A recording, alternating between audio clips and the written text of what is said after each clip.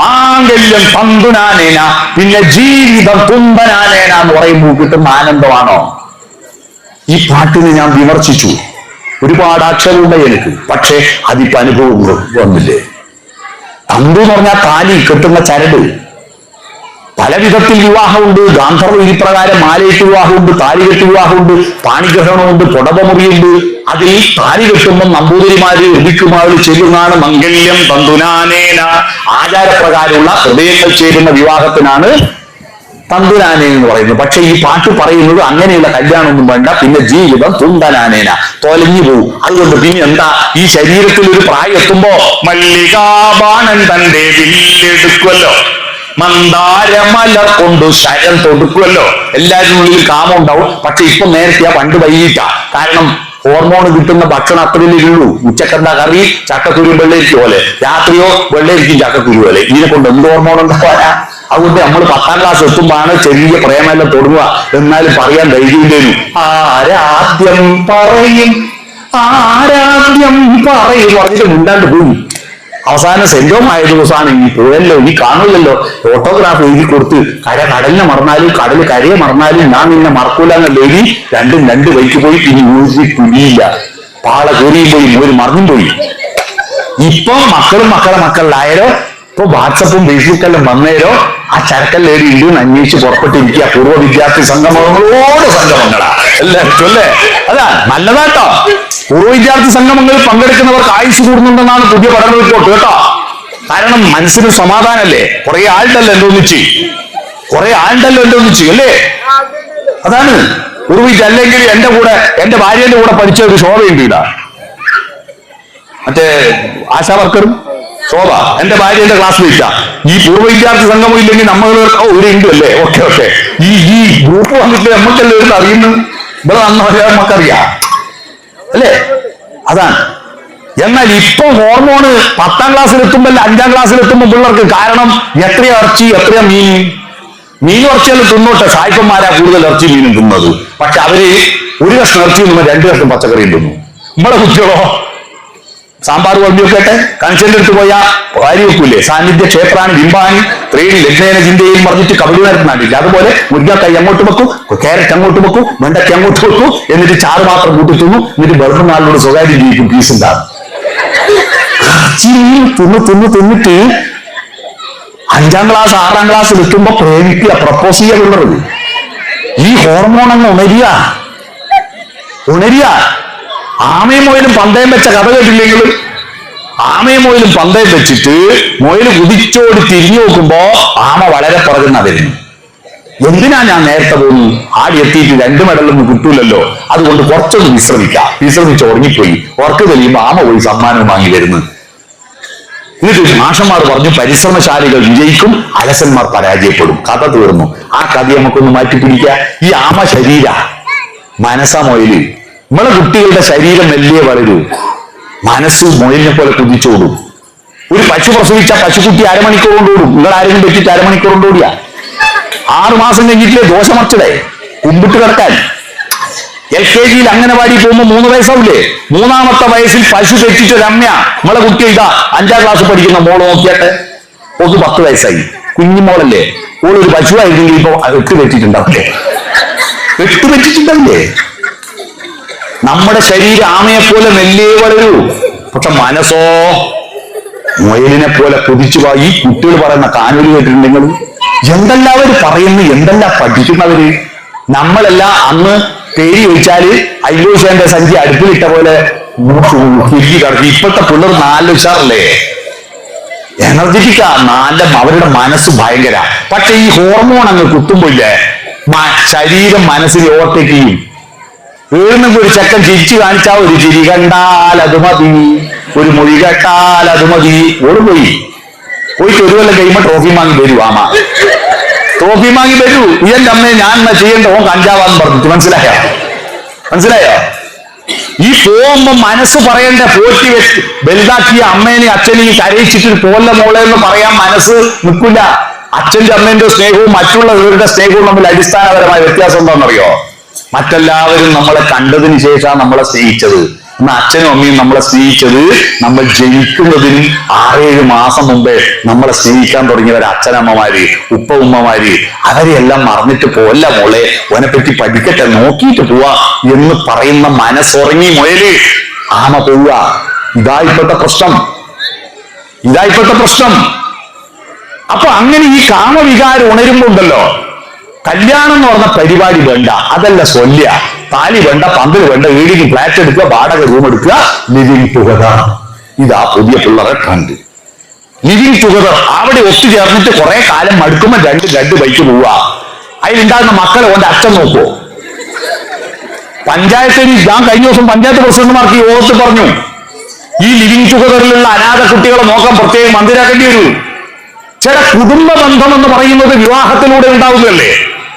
ആ വിവാഹത്തിലൂടെ അച്ഛൻ, അമ്മ, അമ്മായി, അമ്മാവൻ, വല്യച്ഛൻ, അപ്പൂപ്പൻ, അമ്മൂമ്മ എന്ന് പറഞ്ഞില്ലേ, പിന്നെ നമ്മൾ പാട്ടിക്ക് തുല്യല്ലേ. അതാണ് മാംഗല്യം തന്തുനാനേന, പിന്നെ ജീവിതം തുണ്ടനാനേന എന്നുള്ള പാട്ട് വന്നപ്പോ ഇപ്പൊ പെൺകുട്ടികൾ പറയാ വിവാഹം വേണ്ട, ലിവിങ് ടുഗദർ മതി. 1-2 കേസല്ല. ഒരു സർവേ നടന്നപ്പോ മിക്ക ഗ്രാമത്തിലുണ്ട് ഇങ്ങനെ ആളുകൾ. ഭീകരമാണ് അവസ്ഥ.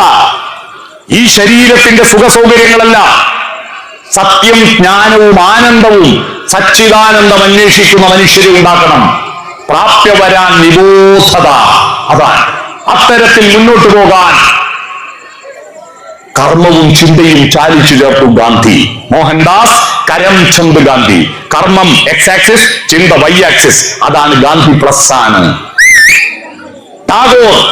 ടാഗോർ വലിയ സന്യാസിമാരോട് പണിയെടുക്കാൻ പറഞ്ഞു.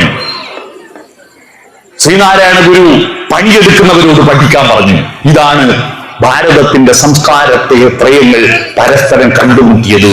കഴിഞ്ഞ നൂറ്റാണ്ടിന്റെ മഹാഭാഗ്യമാണ് 3 സംസ്കാര ത്രയങ്ങൾ കണ്ടുപിടിച്ചത്.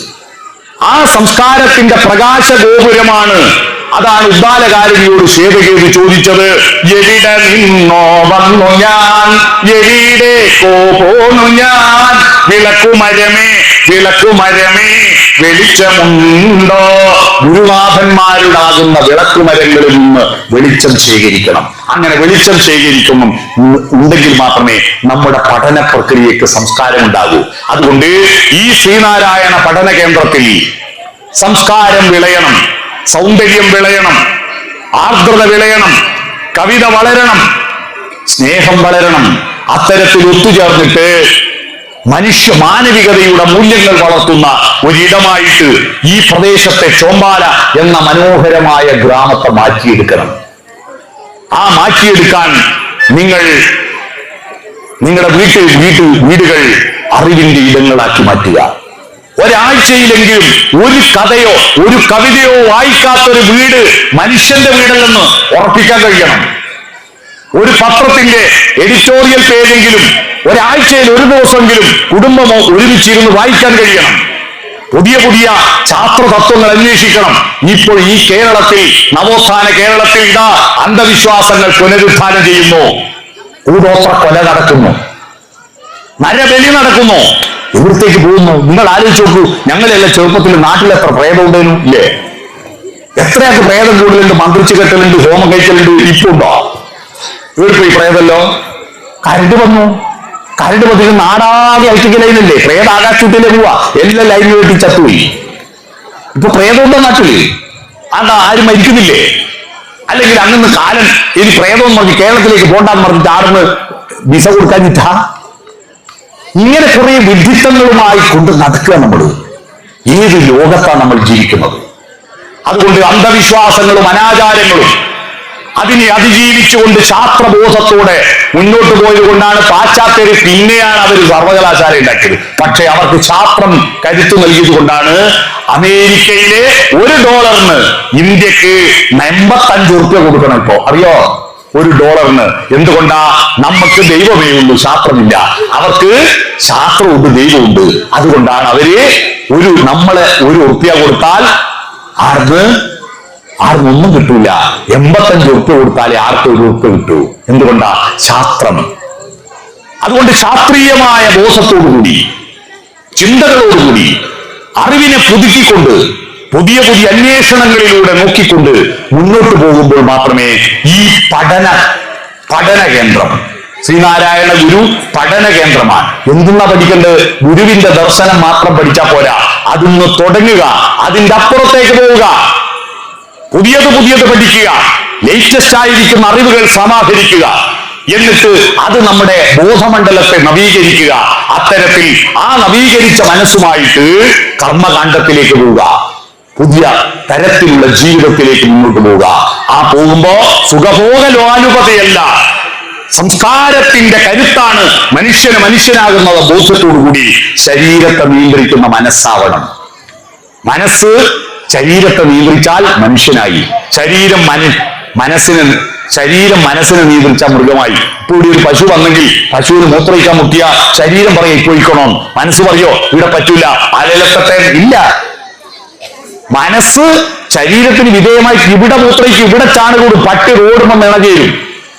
കാരണം അതിന്റെ മനസ്സും പട്ടിക്കുണ്ട് കേട്ടോ. പട്ടികൾക്കും മനസ്സൊക്കെ ഉണ്ടു. കണക്കറിയാതെ നായ്ക്ക് വീതി കുറഞ്ഞ റോഡ് മേലെ നിങ്ങൾ സ്കൂട്ടർ കൊണ്ട് പോകുമ്പോ റോഡിന്റെ പകുതിക്ക് ഒരു നായി കിടക്കും, നിങ്ങൾ ഓണടിച്ചു നോക്കൂ, നായി അനങ്ങില്ല. കാരണം സ്കൂട്ടറിന് പോകേണ്ട വീതി അവിടെ ഉണ്ടല്ലോ. തൊട്ട് വെക്കുന്ന ലോറി വന്ന് നോക്കി നായി എണീറ്റ് മാറിത്തരും. കാരണം സ്കൂട്ടറിന്റെ വീതി കുറവാണ്, ലോറിക്ക് വീതി കൂടുതലാണെന്നുള്ള കണക്ക് നായ്ക്ക് അറിയുന്നോണ്ടല്ലേ മാറിത്തരുന്നത്. നായ്ക്ക് കണക്കറിയാം, പക്ഷെ നമ്മളെ കൂട്ടത്തിലെ ചില നായിക്ക് കണക്കറിയില്ല. കണ്ടെടുത്ത് ബൈക്ക് വെച്ച് പോകും അല്ലേ, കണ്ടെടുത്ത് ബ്ലോക്ക് ആക്കിയിട്ട് പോകുന്നില്ലേ. അതാണ് ഞാൻ തമാശ പറഞ്ഞാണ്, ആരും ദേഷ്യമൊന്നും വരില്ല. ഞാൻ പറഞ്ഞു വന്നത് മനസ്സ് ശരീരത്തെ നിയന്ത്രിച്ച മനുഷ്യനാ. നമുക്കിവിടെ മൂത്രയിക്കാൻ മുട്ടി ഉപയോഗിക്കോ, നമ്മളെ മനസ്സ് പറയും അനങ്ങാണ്ട് കിടക്കോ, വീട്ടിലെത്തട്ടെ. അത്തരത്തിൽ മനസ്സ് നിയന്ത്രിക്കുന്ന ശരീരവുമായിട്ട് മുന്നോട്ട് പോകുന്ന ആ മാനവിക ബോധത്തിലേക്ക് മുന്നോട്ട് പോകുന്ന ഒരു ഗ്രാമമായിട്ട് ഈ ചോമ്പാല ഗ്രാമത്തെ മാറ്റിയെടുക്കാൻ പ്രിയപ്പെട്ടവരെ ഈ പഠന കേന്ദ്രം നിരന്തരം പുതുക്കിക്കൊണ്ടിരിക്കുക, നിരന്തരം പുതിയ അറിവുകൾ കൊണ്ട് നിറയ്ക്കുക. ആ കിട്ടിയ അറിവുകൾ നിങ്ങൾ ആശയവിനിമയത്തിലൂടെ പങ്കുവെക്കുക.